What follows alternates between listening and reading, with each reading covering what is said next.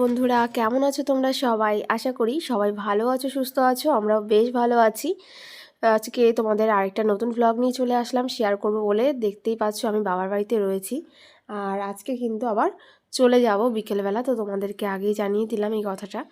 তো এই যে সকালবেলা ঘুম থেকে উঠেছিলাম, আজকে কিন্তু অনেকটাই দেরিতেই উঠেছিলাম। আর আমাদের বাড়িতে না সকালবেলা প্রচুর কাজ থাকে, তো মা ওইদিকে কাজগুলো সারছিল আর পুচুকে নিয়েছিল, আর আমি দেখো এদিকে তাই আজকে উঠানটা ঝাড় দিচ্ছিলাম।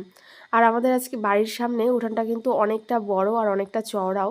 তো সুন্দর রোদ আসে, শীতকালে সারা দিন রোদ থাকে, মানে কোনো অসুবিধাই হয় না। খুব সুন্দর, বেশ বাইরে বসতেও ভালো লাগে। আর পুচুকে নিয়ে আসলে তো কোনো সমস্যাই হয় না, ও উঠানে বসে বসে খেলতে পারে।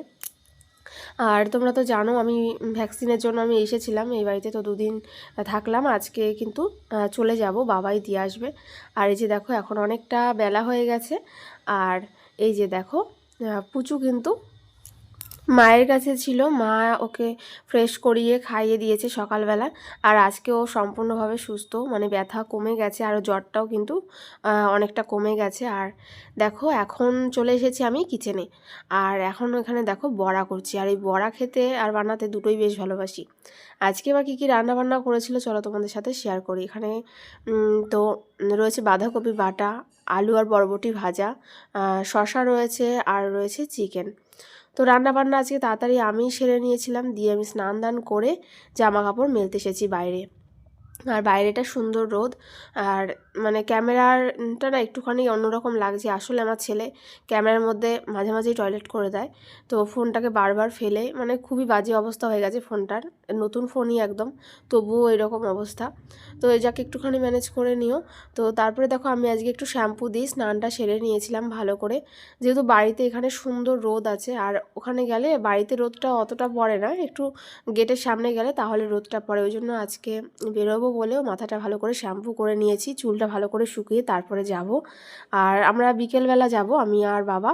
তো ও তো তোমার দাদাভাই আর কি এখান থেকে সকালবেলা ডিউটি চলে গেছে, ওখান থেকে মানে ওই রুমে চলে আসবে। আর তার আগে আমরা এখান থেকে চলে যাব। তো আমি এখানে দেখো শ্যাম্পু করে অনেকক্ষণ রোদে বেশ বসেছিলাম, আমার প্রচণ্ড পরিমাণে ঠান্ডা লাগছিল। শীতকালে যতই স্নান করি মানে তার গরম জলে আর কি, তাও ঠান্ডা লাগে। তো তারপরে এই যে দেখো, তো আমরা কিন্তু এখন বেরিয়ে পড়েছি, আমিও সোয়েটার পরে নিয়েছি, কারণ মানে প্রায় সন্ধে লেগে যাবে আমাদের যেতে যেতে। আর বাবা ওই যে দেখো গাড়ি নিয়ে ওইখানটা দাঁড়িয়ে আছে, আমি পুচুকে নিয়ে যাচ্ছি। তো মাও এগিয়ে দিতে এসেছিলো। আর আমাদের এই যে বাড়ির পাশে না আখ ক্ষেত রয়েছে, তো অনেকে দেখতে চাও, তো সেই জন্য দেখিয়েও দিলাম একটু। আর তারপরে চলে এসেছি আমরা স্টেশনে, ওই যে বাবা ওইখানটায় পুচুকে নিয়ে।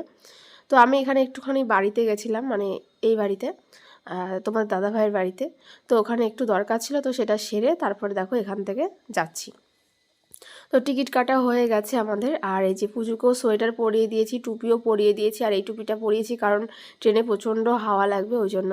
আর এটা হচ্ছে কাটোয়ার দিকে যাচ্ছে ট্রেন, তো পুজো ট্রেন দেখছিল এখান দিয়ে। আর একটু পরেই আমাদের ট্রেনও ঢুকবে, আমরা 10 মিনিট আগেই এসেছি। আর এখন যখন একটু দূরে যাই না, সবসময় চেষ্টা করি একটুখানি আগে আসার, কারণ গেট মানে ফেলে দেয়, গেট ফেললে এভাবে স্কুটি নিয়ে দিকে আসাটা খুব মানে অসম্ভব হয়ে যায়। আর তারপরে দেখো এই যে আমি আর বাবা যাচ্ছি, আর এখানে আমার বাবাও ঘুমাচ্ছে আর পুচুও কিন্তু ঘুমিয়ে পড়েছে আমার কোলে। তারপর বাবা তো চলে গেছিলো। আর রাতের বেলা এসে দেখো এখানটায় রান্না করেছি কি, গরম গরম ভাত, আর এখানে হচ্ছে ডিমের ঝোল। তো দেখো এই যে তোমার দাদাভাইকে খেতে দিচ্ছি। তো বলছিল এই 2 দিন নাকি ঠিক মতন খাওয়া হয়নি, তো ওই জন্য দেখো আজকে এসেই, আর আমি আসার সময় তো মাছ ফাছ কিছু আনি না, আসলে পুচকু থাকে সবসময় আমার সাথে, ওকে নিয়ে এখনও মাছ নিয়ে আমি ঢুকি না ওইভাবে। তো রাতের বেলা গরম গরম ভাত আর ডিমের ঝোল, আর এখানে বোম্বাই লঙ্কা, তো এই দিয়েই খাওয়া দাওয়া সেরে নিয়েছিলাম। কেমন লাগলো ভিডিও